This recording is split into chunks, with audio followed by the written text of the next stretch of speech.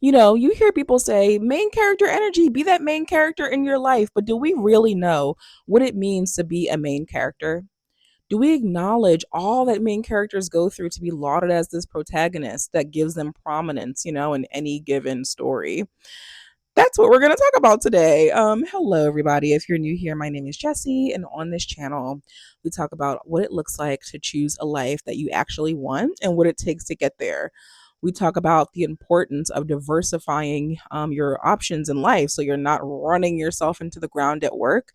And I'm documenting my journey going through it all as I close down my life here in the US and leave my job and leave my farm and move abroad to Spain to reset my nervous system. If any of that interests you, you're welcome to stick around and subscribe and join our cozy little crew here.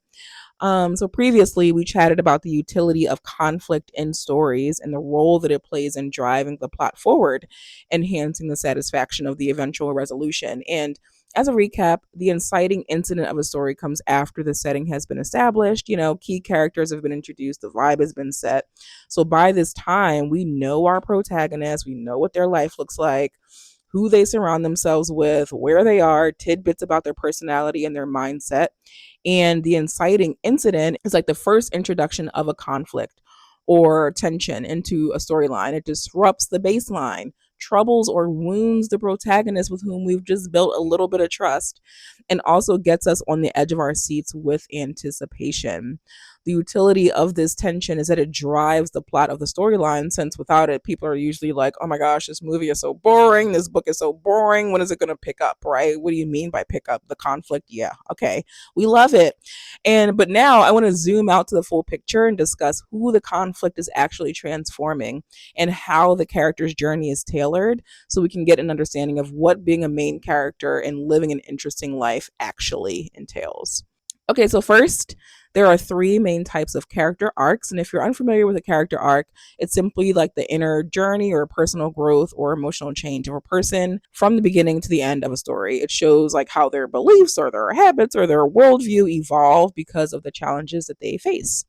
So the three types are a positive character arc. So the character starts with a false belief. They face hard trials and they learn a vital truth and they become a better person. A negative character arc, the character starts with flaws or a false belief or a lie. They refuse to learn the truth and they make choices that lead to their moral or personal ruin.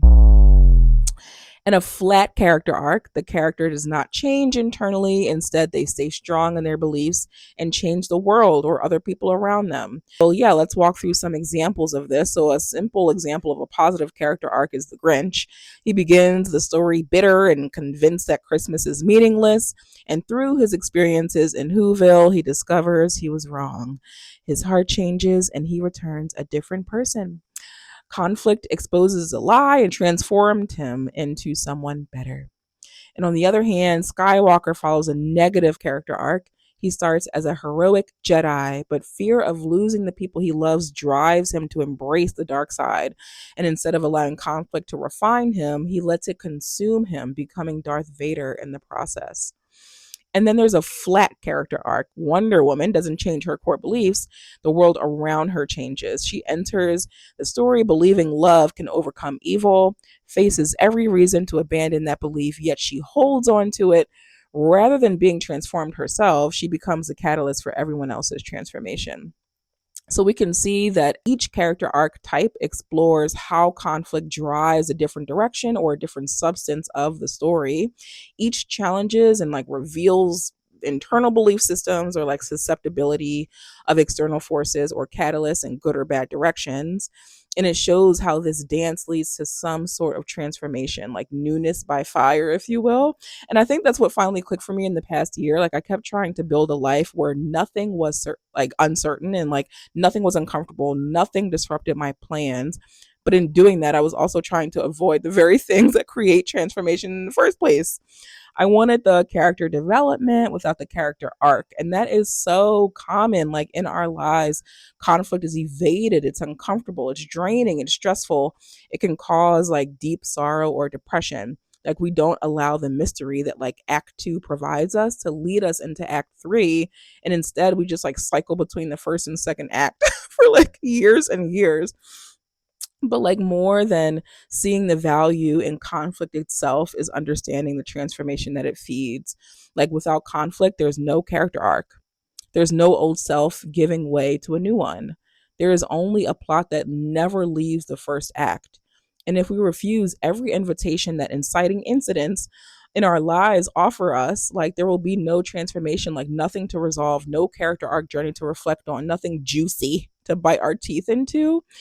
And so, my question to myself has been, and my question to you is, what parts of the setting of your life invite you to contend with conflict? Like, what parts of your relationships or your surroundings, your circumstances, your home are inviting you to engage with it and experience self discovery and like ride the wave into the climax and obtain transformation into a new status quo? Like, maybe your job is absolutely eating you alive. You're stressed beyond belief. You don't have time or energy or resources for like leisure or fun or rest or passion projects. Like, will this setting be your story forever? Are you going to allow this conflict to constantly beat you up? Or are you going to allow it to drive transformation into an exit plan? Like maybe that's applying elsewhere. Maybe that's taking a sabbatical. Maybe that's starting your own business or taking your side business like all the more seriously. Like each of those paths will be new and therefore there will be road bumps, but that's all part of the plot thickener until you reach a climax and become a new person. I think about this example a lot since I'm like steeped in the sustainable agriculture world. Like cattle in the wild, they're roamers, like they're nomadic. They graze across far reaching distances.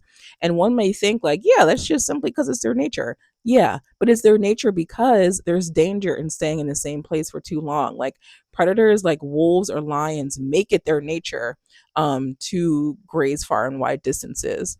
And in rotational grazing systems, when a farmer is trying to like rotate their livestock into new paddocks, they need to apply pressure behind them in order to get them to move.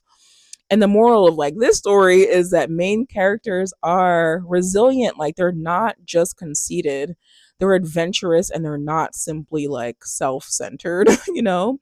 And this is an invitation for all of us to embrace that protagonist life and use conflict in every ounce of self transformative value that it provides and be that main character in your life and like ride that wave. So, anyway, if you enjoyed this video, please like it and follow along.